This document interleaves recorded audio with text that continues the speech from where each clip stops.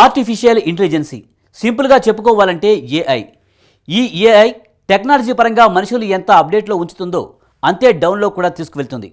ఒక టెక్నాలజీ వీరుడు ఏఐ టెక్నాలజీని వాడి చొక్కాకి చిన్న మరక కూడా అంటకుండా 50,000 రూపాయలని ఒక సెకండ్లో హాంఫర్ట్ చేశాడు. మాయాబజార్ సినిమాలో ఘటోత్కచుడికైనా తన ముందు ఉన్న వంటకాలను తినడానికి కొంచెం సమయం పట్టిందేమో కానీ ఇక్కడ మాత్రం కేవలం 1 సెకను.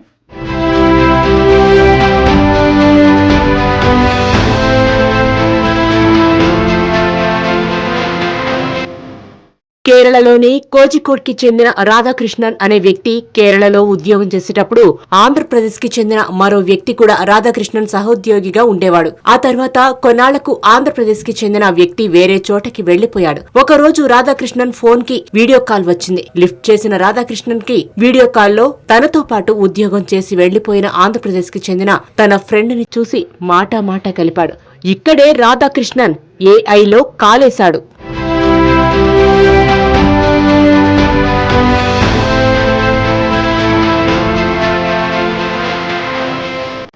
వీడియో కాల్లో రాధాకృష్ణతో మాట్లాడింది ఆంధ్రప్రదేశ్ కి చెందిన తన ఫ్రెండ్ కాదు. ఏఐ టెక్నాలజీని ఉపయోగించి రాధాకృష్ణ ఫ్రెండ్ రూపంతో మాట్లాడుతున్న ఒక కామన్ మ్యాన్. ఆ తర్వాత అతను ముందుగానే రాసుకున్న తన స్క్రిప్ట్ ప్రకారం రాధాకృష్ణతో తమ ఇద్దరికి పరిచయం ఉన్న కామన్ ఫ్రెండ్స్ గురించి కూడా మాట్లాడాడు. ఆ వివరాలన్నీ రాధాకృష్ణ తన పర్సనల్ లైఫ్ గురించి సోషల్ మీడియాలో షేర్ చేసుకుని ఉండటం వలన అతనికి రాధాకృష్ణ ఫ్రెండ్స్ గురించి తెలిసింది.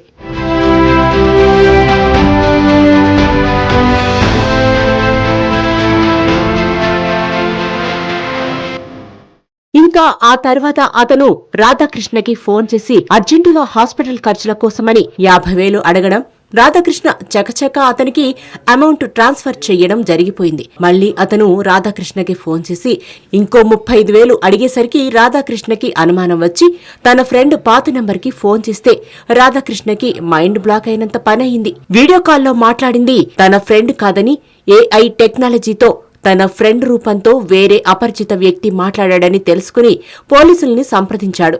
రాధాకృష్ణన్ అతనికి పంపిన అమౌంట్ ద్వారా అతను మహారాష్ట్రకి సంబంధించిన వ్యక్తి అని తెలుసుకుని అతని బ్యాంక్ అకౌంట్ ని క్లోజ్ చేయించి కేసు దర్యాప్తు చేస్తున్నారు.